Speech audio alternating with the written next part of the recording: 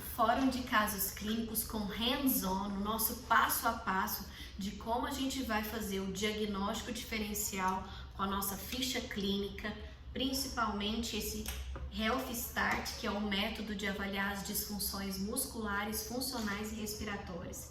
Então, quando essa criança, esse jovem nos procurou com 9 anos de idade, a mãe relatava que ele respirava de boca aberta, roncava, mas que quando ele tinha 3, 4 anos era muito ronco e sugeriram que ela fizesse a cirurgia de adenoide, mas ela não fez. Então ele continua com 9 anos tendo o mesmo hábito de roncar, e o que prejudicou a oclusão dele, principalmente porque ele ficou com uma atresia maxilar e uma projeção.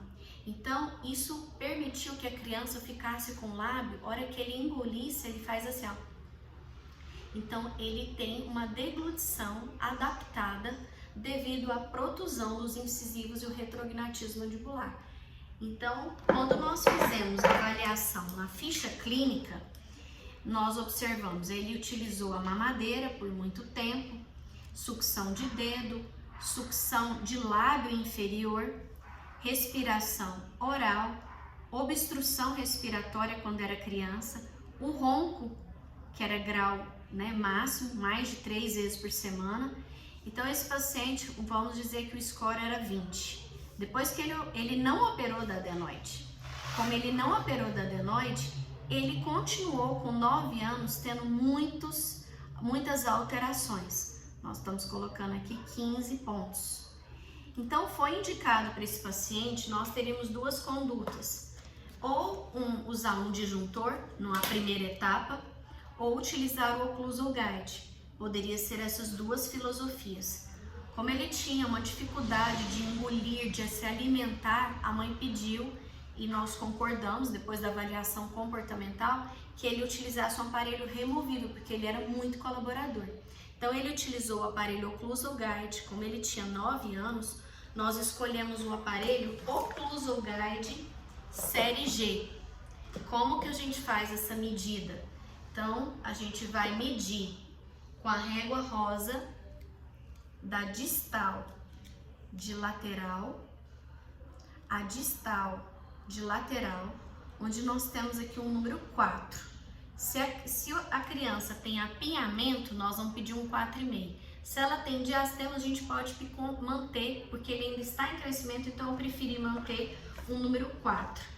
Esse paciente utilizou o aparelho, nós fizemos o avanço mandibular para checar como que ficaria a oclusão dele, se ele não estava com atresia maxilar. Porque isso é definitivo para a gente saber se usar o disjuntor ou o ocluso. Mas nós decidimos que era o ocluso. Ele utilizou à noite para dormir e pressionando durante o dia, principalmente porque ele tinha o hábito do lábio, a interposição de lábio. Então melhorou muito essa questão muscular, melhorando não só a questão da disfunção muscular, mas principalmente respiratória, porque quando ele instalou o aparelho e pressionava a arcada superior e com retrognatismo mandibular, ele avançava e pressionava. Esse estímulo é um estímulo do desenvolvimento da oclusão, e do crescimento do processo alveolar, também aproveitando o crescimento fisiológico que ele já tem, E melhorou bastante também o overjet, o overbite, que é algo que é positivo e preventivo para ele evitar traumas dentários, principalmente nessa idade. Mas o mais importante é liberar a maxila para conseguir avançar a mandíbula e ele ter um equilíbrio maxilomandibular, facial, harmônico, muscular, e faz toda a diferença. Então, muitos me perguntam assim, Paulene, não poderia ser o Interim G, que é o mais macio?